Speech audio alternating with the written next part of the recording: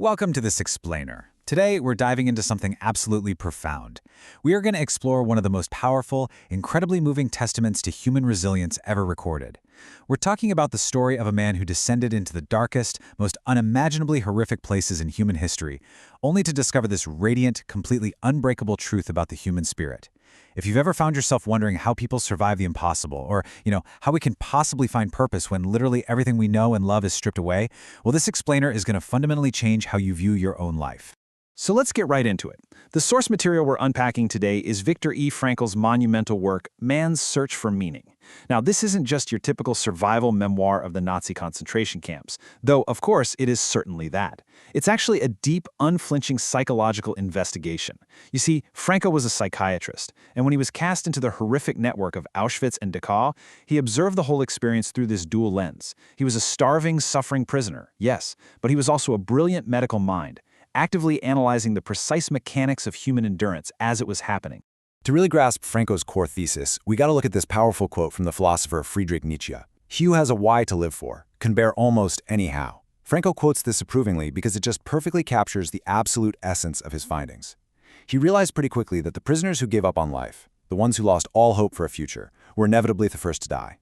Finding meaning wasn't just some philosophical luxury in the camps. It was the ultimate, absolutely necessary tool for enduring immense suffering. It was, quite literally, a matter of life and death. All right, Section 1, Descent into the Camps, the Psychological Shock. To truly appreciate the heights of the spiritual ascent Frankl talks about, we first have to understand the depths of the psychological descent, and that journey begins with the sheer shock of arrival. When those trains, packed with human cargo, finally stopped at Auschwitz, a systematic process of dehumanization started immediately. In a matter of minutes, prisoners were stripped of absolutely everything that tethered them to their former identities. Personal belongings? Confiscated. Every single hair on their bodies? Shaved. They were handed ill-fitting rags and reduced to a mere number. Frankl himself became number 119104. This complete physical stripping forced an absolute psychological stripping. They were left with nothing but their utterly naked existence. But here's the wild part. Even in the face of all this horror, the human mind desperately tries to protect itself. Frankl observed a condition known in psychiatry as the delusion of reprieve. Basically, arriving prisoners clung to this tragic illusion, hoping against hope that things, would not be so bad. They'd see veteran prisoners looking relatively well-fed and think to themselves, hey, maybe I'll be okay.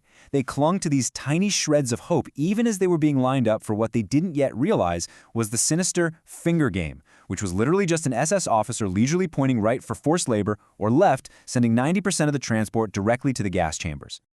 Moving on to Section 2, Shock and Apathy, the Protective Shell. So, after that initial shock of arrival began to fade, the prisoners transitioned into a second, highly documented psychological phase. To make sense of all the chaos, Frankl actually categorizes the inmate experience into 3 phases: the initial shock, the prolonged apathy during the daily camp routine, and finally the psychological reaction to liberation. Let's focus on that middle phase for a second. Apathy wasn't just a byproduct of being in the camp, it was an essential, albeit tragic, protective shell. To survive the daily, hourly horrors, a prisoner essentially had to achieve a kind of emotional death. This blunting of emotions was absolute, and honestly, it's horrifying to think about. Frankl shares some incredibly stark, deeply unsettling memories to really anchor this concept for us. He describes standing in the sickbay, feeling completely unmoved as he watched a 12-year-old boy's black, gangrenous, frostbitten toes being pulled off with tweezers. He recalls sitting in his hut, his freezing hands holding a bowl of watery soup, calmly sipping it while staring directly into the glazed eyes of a comrade whose corpse had just been dragged across the bumpy earthen floor. Basic human reactions, disgust, horror, pity, they simply cease to exist. Which brings us to Section 3, Retreat to Inner Life, Surviving the Mind. This is where the narrative takes a really profound, almost miraculous turn. Amidst all this emotional death, when the human mind was stripped of absolutely everything physical, it actually found a way to survive by retreating inward. The contrast here is staggering. On one side, you've got a physical reality of literal starvation, freezing cold, deep mud, and relentless violence. But on the other side, you have an inner reality that actually grew incredibly rich. Frankl noticed that sensitive prisoners, who were often physically much weaker, sometimes survived the camp better than robust men. Why? Because they could retreat to a life of inner riches. They could escape into their memories, into this profound spiritual freedom that was completely untouched by the barbed wire around them. And to fight off despair, they weaponized the most unexpected tools. They used humor. Frankl and a surgeon friend actually promised each other they'd invent one amusing story every single day about what life would be like after liberation. They used art, holding these improvised cabaret nights right there in the huts. They even used nature, pausing in total awe to watch a magnificent sunset glowing behind the desolate gray mud huts, just marveling at the fact that the world could still be beautiful. But out of everything, the absolute most powerful tool was love. Frankl had this huge realization during a grueling, freezing march before dawn. He's stumbling over icy puddles, being beaten by guards, and his mind just naturally clings to the image of his wife. And it hits him, this transfixing truth: the salvation of man is through love and in love. He didn't even know if his wife was still alive at that point, but he realized it actually didn't matter. Love extends so far beyond the physical presence of a person that he could find literal bliss, even in a trench in Auschwitz, simply by contemplating the person he loved. He also found immense meaning and purpose in work. Remember, Frankl was a doctor. He had his life's work, this major scientific manuscript, confiscated and destroyed the very moment he arrived. But instead of throwing his hands up and giving in, he found incredible purpose in reconstructing it. While he was suffering from a severe attack of typhus, literally fighting to keep himself awake just to avoid delirium, he was scribbling keywords in shorthand on tiny scavenged scraps of paper. He was rebuilding his life's work from within the fortress of his own mind. It's just incredible. And that leads us to Section 4, Ultimate Freedom, choosing your response. This internal reconstruction, this deep retreat into love and purpose, it brings us to the climax of Frankl's psychological journey, and really to the central philosophical breakthrough of his entire life's work. I want you to just pause for a second and really think about this. What happens when absolutely everything is taken from you? When your family is gone, your life's work is destroyed, your clothes are taken, your hair is shaved, your name is a number, and you face the threat of death every single hour of the day. What is actually left? Well, here is his triumphant answer.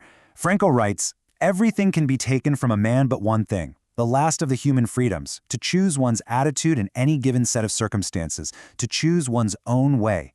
You cannot always control the forces of the world. You can't always control what happens to your body or your career or your circumstances, but you absolutely fundamentally retain the power to control how you respond to it."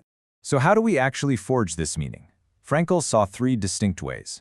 First, in work, by doing a deed or creating something significant. Second, in love, by truly encountering and caring for another person. And third, which was obviously crucial for his experience, in courage during difficult times. Suffering in and of itself is completely meaningless, but we grant it profound meaning by how bravely, how unselfishly, and how nobly we choose to bear it.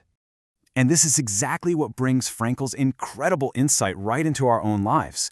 We are never left with nothing. Whether you're dealing with a frustrating setback at work, a massive life transition, or even profound grief and loss, this internal freedom remains completely intact. The external world can throw you into the wastebasket, as Frankl notes, but as long as you have the freedom to choose your attitude, you hold the ultimate power over your own existence.